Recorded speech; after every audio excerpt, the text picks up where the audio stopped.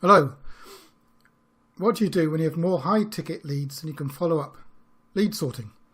This means that you can save time and talk to just the people who want to buy now, so you can close more deals. Once you've sorted them, you can also follow up on people who aren't quite ready to buy, and so you can make even more sales. So imagine you have this great problem, too many leads for your high ticket product for you to follow up. Why do I specify high ticket? It's because if your offer is over $1,000 or so, then you'll likely need to close it in person, by phone, Skype, or, God forbid, face-to-face. These closes all take time, so you only want to speak to the people who are ready to buy today. And if your leads aren't sorted, you'll be wasting time on people who won't or can't buy, and maybe missing out on people who will buy. So let's take an example. Imagine you sell solar. You have a Facebook video ad that in 1 month generates 250 leads.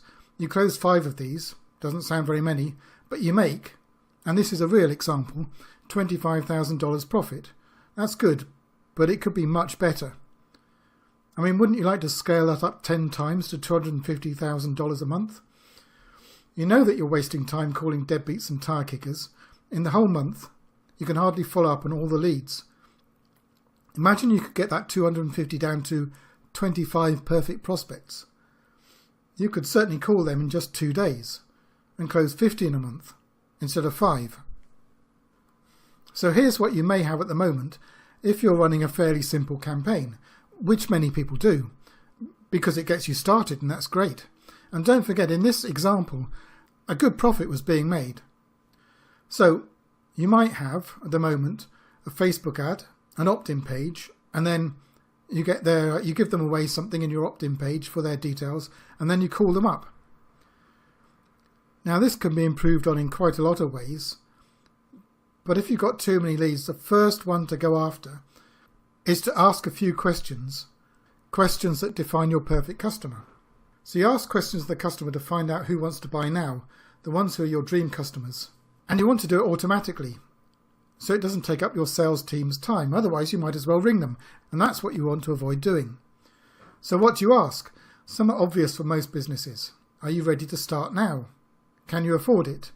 Okay, you want to be a bit more polite than that. For solar, you might want a certain size house, so you could ask directly, or you could ask how many bedrooms they have. I have a video and blog on ways to define your perfect customer. I'll pop up a link to it, either on this video or just underneath it. So, if someone answers all your questions on your survey form, just as you want, call them right now. And now, of course, you have fewer leads, but you know they can and do want to buy today. And you'll have the time to spend on them and call them and do a great job closing them. As a bonus, you also know who wants to buy and follow up on them on autopilot until they're ready. Offer the ones who can't afford it finance, and the ones who say not now, reasons why they need to buy today, all automatically until they're ripe to call and close.